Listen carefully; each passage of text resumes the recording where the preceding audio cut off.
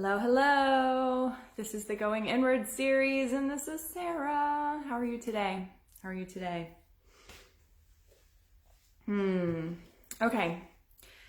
Thank you for tuning in. If you're tuning in live, I usually come on every Tuesday. I would like to get a little more consistent with when I come on, but at the moment it is whenever life is available to me for me to come on. But usually it's every Tuesday. And so with this Going Inward series that we're going to be doing today, hello, if you're popping in, leave a comment or a like so that I know that you can hear me. With this Going Inward series today, this is one of the live versions that will also be recorded and uploaded to YouTube. Remember, Going Inward is about coming back to the truth of ourselves, the truth of what we're really feeling, what we're really thinking, and what we're really needing in order to take what I call divine action. And that is aligned, soulful, purposeful action in our lives. That may be personally, with relationships, with our communication styles, with clearing the clutter in our physical environment, all the way up into our business sense. So going inward is this inward where we turn the focus from out and thinking all about the externals to focusing in. It is not really a very loved concept, but it is something that I've found in my own life is really important. And with a client, I wanted to share a story of me. Because I share a lot of stories with my clients, and all of them are so beautiful and strong in saying, like, what you share really makes me feel not so alone. And I don't always do the best job because I don't know, it's clunky. I'm still trying to learn that, but sharing the stories of me with you all in more of this public platform. But I wrote this one down that I shared with a client recently, and I wanted to go through it with you. So when we have these big emotions, big overwhelm, big stress, usually the first thing that I want to point out, and this is something that I've noticed for myself, I've also noticed it in the physical form, being a physical therapist, is that it's not just like, bam, it's on you, okay? And like before that, you were like happy, and everything was fine. What's really happening is you have this gradual buildup of emotional pain, stressors, overwhelm, anxiety that you haven't really been aware of, okay? Like I know that for a lot of my existence, I was not paying attention to this buildup to where suddenly you can only take but so much more, and then snap, literally you snap. And then you experience kind of the downward slope. The same thing happens with the physical. People would come to me whenever we're dealing with their physical discomforts, and they're like, well, how come I'm feeling this now? You're describing to me my posture and weaknesses or whatever. How come I wasn't feeling this before? Well, our bodies are very resilient, the same way that our minds and our hearts are. And so we're usually doing things that the body is giving us little signals all the time, emotional signals, thought signals, and physical signals that it doesn't like something. But we're not paying attention to that. Meanwhile, we're going like this, and then bam, we're gonna have a snap, okay? I always call it like the dam is eventually going to break. We can only take out so many bricks before the dam breaks. And that's what happens. So as I was talking with my client and I was sharing the way it used to be for me, and the way that it still is, I just don't do it as often, okay? Because I have practiced this for years. This is not something that's just woohoo overnight. We're our own worst critics. And so usually for those of us that are in the aspect of caring and being a better person, like if that's you, if you are somebody who wants to evolve like me, who wants to do better than you did the day before, and I don't actually completely mean from like a perfectionist standpoint, I mean from we want to leave the world a better place. We want to be better and do better for our children, for our family, for our fur babies, for the employees and coworkers that we have. We're wanting to contribute to that as some in the woo-woo world called like vibrational capacity of, you know, just contributing to positivity, so to speak. And again, not withholding emotion. That's not what I mean. But we're our own worst critic. And so we don't usually notice, and I used to not notice at all this build until suddenly I would crash and I would snap, and it would be big emotion, big anger, big yelling fest, big saying something that I would later really regret. And that's the thing. So something's been brewing inside of us. Something was brewing inside of me that I wasn't able or was not aware of at all. And it's usually not anger. Behind anger, there's usually sadness. Behind physical pain, there's usually emotional pain.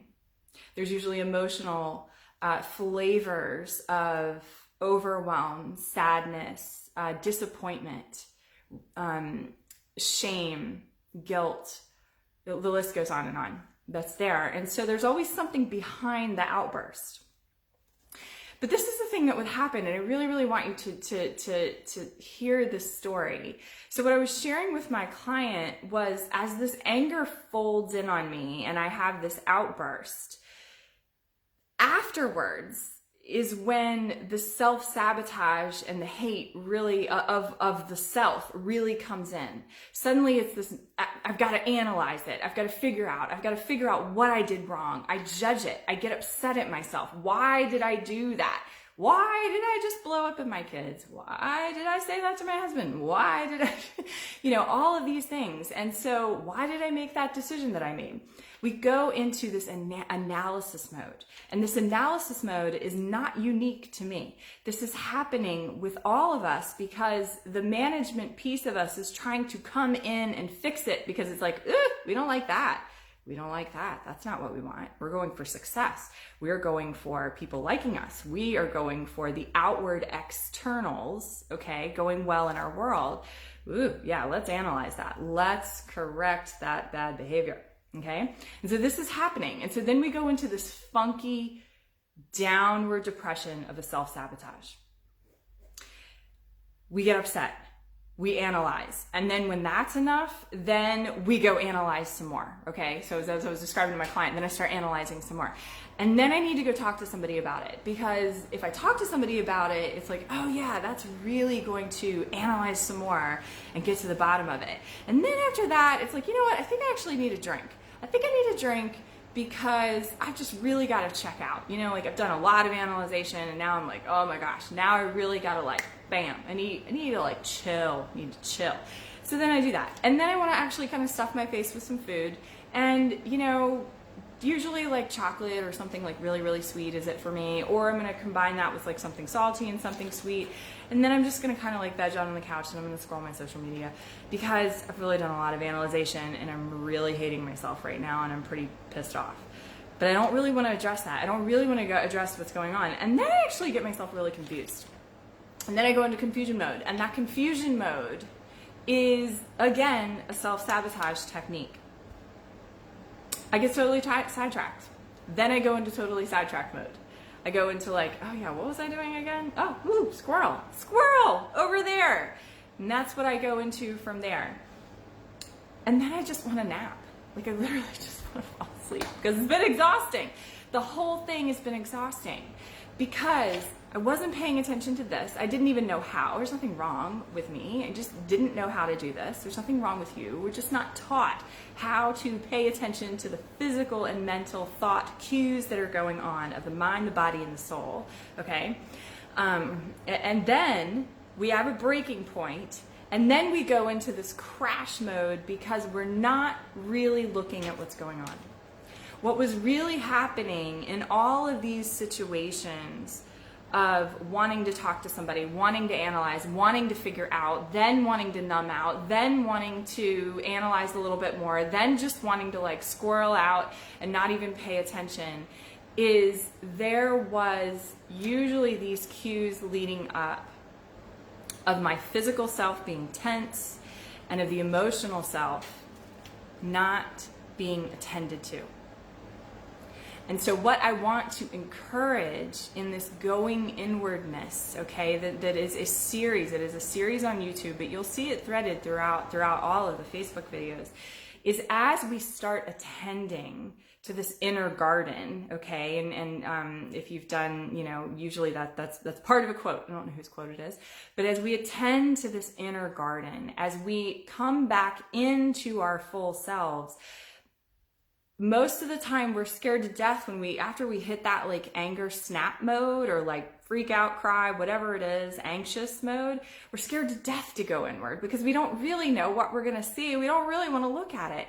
But the truth is if we do go inward, if we start touching with a guide those inner aspects, and as I've done this, I have really begun to be able in my own self to shore up. And yes, I still have lots of tumultuous moments, but I am much more quickly able to recover and get back on track, okay? And by back on track, I just mean in alignment, okay? In alignment. That means I'm in alignment with where my time is going more often. I am in alignment with what I'm truly feeling. So I'm in alignment so that I can go, you know what, I need to rest right now, versus, you know what, I need to go move my body. I have been sitting here for a long time. And it sounds very basic, but so many of us are up in our heads to where we're not really aware of what it is that we need. I had no clue what I needed. And I'm still deeply just like you if you choose to engage in this. I'm just right there with you, a few steps ahead, but holding your hand, going, what is it that I do need today? Thank you for that. Thank you for being here. So this work is deep and vast and not hard. I used to always think that it was going to be so hard before I started down the journey. It doesn't have to take loads of time. A lot of times for me, a meditative moment, a getting myself back into a centered moment, is just being very acutely aware of who I'm going to choose to spend time with and who I'm going to entrust with my feelings and my presence. And I don't mean that by I don't mean presence. I mean presence meaning like with what I'm really feeling, who I really am in that moment. And then what I'm going to be spending my time doing. So as you might have seen in some email writings I've done to you all, and I think in a lot of these videos too, this year and moving forward is really going to be more about these authentic offerings. And it's specifically because my flavor, my niche, if you will, is really getting into the pelvis and that mind, body, and soulful aspect of that, and how living with that wisdom can really allow us all to bloom. And so there's several things coming up that I just want to share with you before I leave. If you may have seen the Gift of Freedom retreat is coming up soon. I'm doing this with the lovely Wendy Taylor, who is an intuitive eating coach. And she's a dietitian who's really realized that we have been really sabotaging ourselves. And so the Gift of Freedom retreat is in May, but early bird pricing will end in March the 19th. And so if you would like more information about that, I can share that with you. You can just leave a comment or get in touch with me. And then also, since COVID has made it a little bit difficult, I have a few clients who are interested in doing private retreats with me. So if you looked at my space right now, I'll show it to you, then you would not see where these private retreats are going to be happening. But like, this is my beautiful office. That is our yard. Da, da, da, da, da.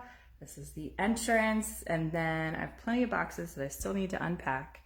The bathroom and then the rest of the room. So I have several clients who've wanted to schedule private retreats with me. So I'm starting to book those as well. The Discover Your Joy session is always available to you. That is where you can do and try a private session with me that combines kind of everything that is Sara. They're over the phone. So anywhere you are in the world, they're there for you. And then the final thing is coming very soon. Two more things, excuse me. The Rebel Conference, it's out of Richmond, Virginia, but it really has expanded into multiple chapters around the US. I will be leading a How to Activate Your Pelvic Wisdom workshop through there. So the Rebel Conference is $99, and it's 3 days of fantastic workshop leaders, but also speakers. So that is something that if you'd like more information, get in touch with me. And then the final most important thing, I shouldn't leave that to the last, should I?